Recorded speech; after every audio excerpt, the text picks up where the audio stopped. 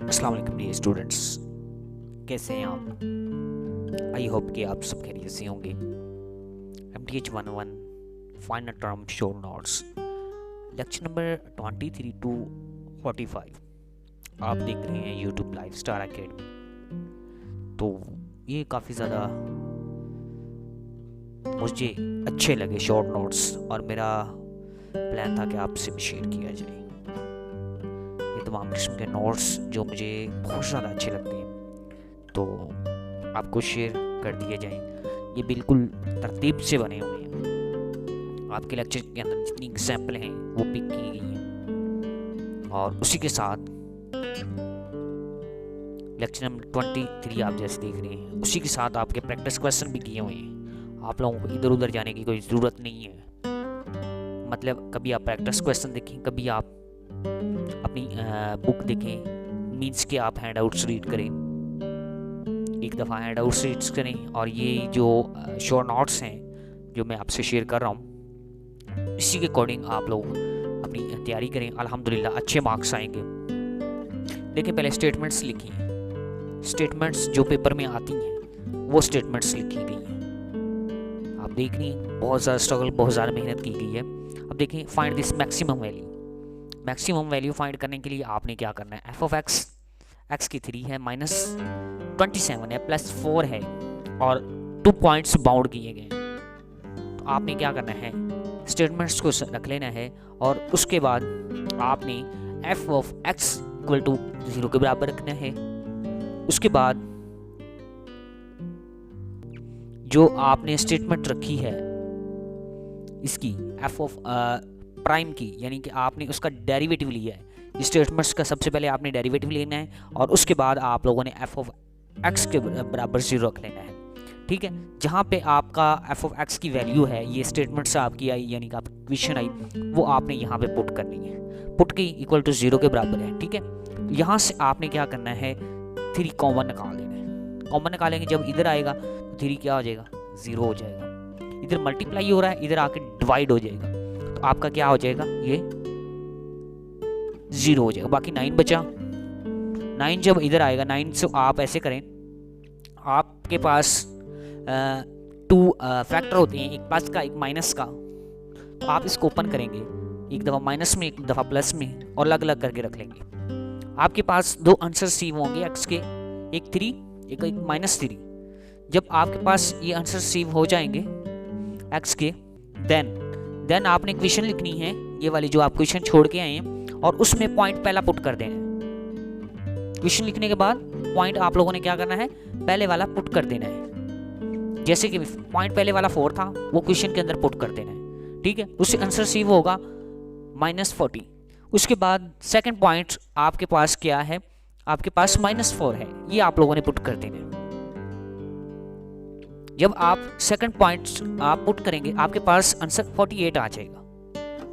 फिर आपके पास जो आपने फाइंड किए हैं डेरिवेटिव के बाद पॉइंट्स x एंड -3, x की power x equal to 3, x equal to -3, वो आपने फिर क्या करने हैं, फिर उसी तरह क्वेश्चन में पुट कर देने हैं। 4 वैल्यू आपके पास रिसीव होंगी, 4 वैल्यू, ये देखें 2 3 4 वैल्यू आपके पास सामने आ जाएंगी। अब आप लोगों ने मैक्सिमम और मिनिमम वैल्यू देखनी है।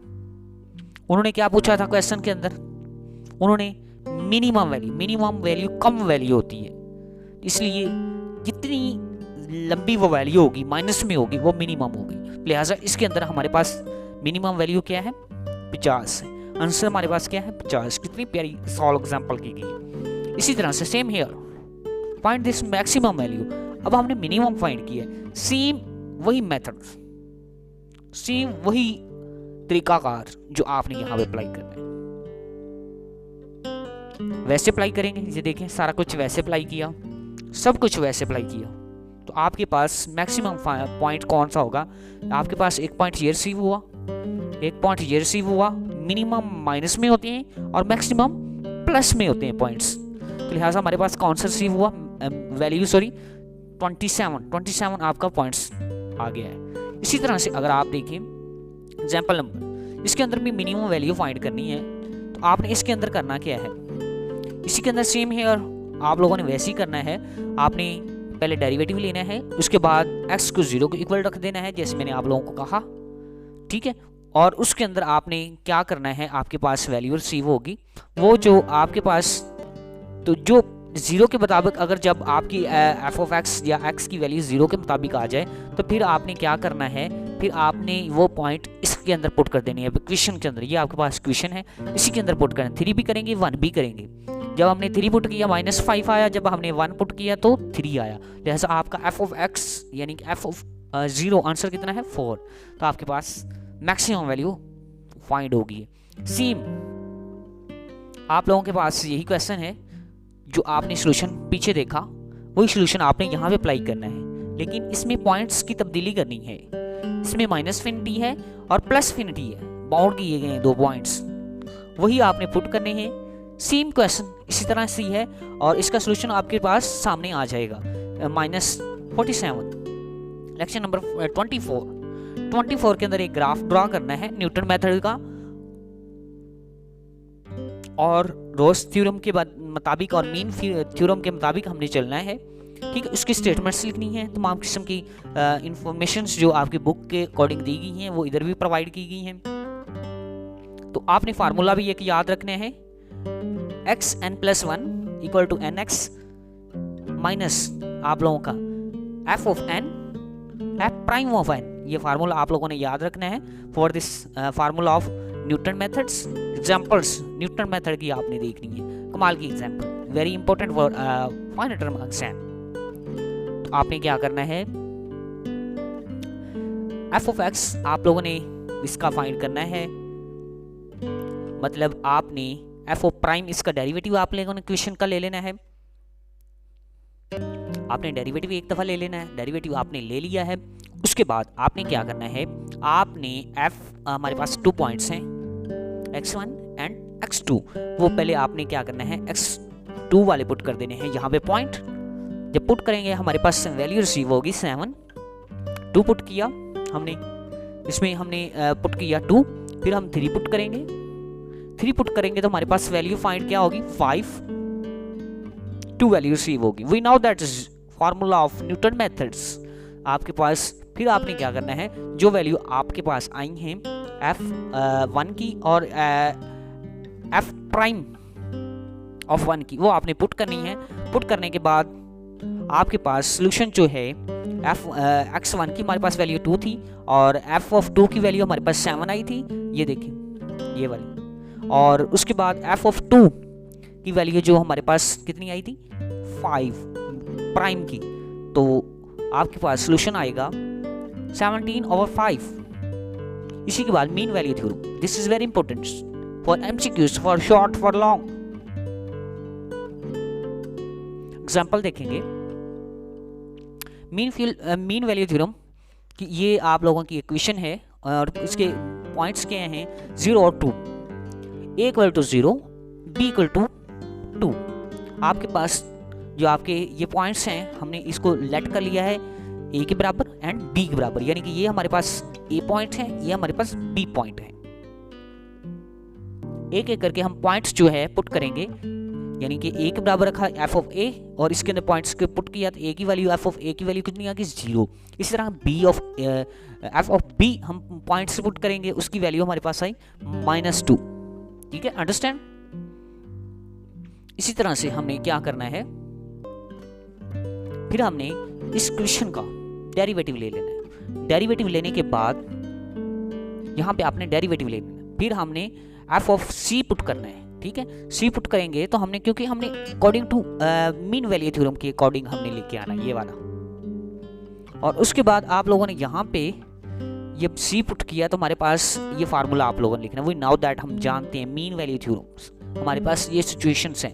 अब हमने f of b की कीमत फाइंड की थी -2, f of a की फाइंड की थी, ये b की वैल्यू हमने हमारे पास -2 थी और ये a की वैल्यू भी हमारे पास ऑलरेडी मौजूद थी ये पॉइंट्स में, ये देखिए।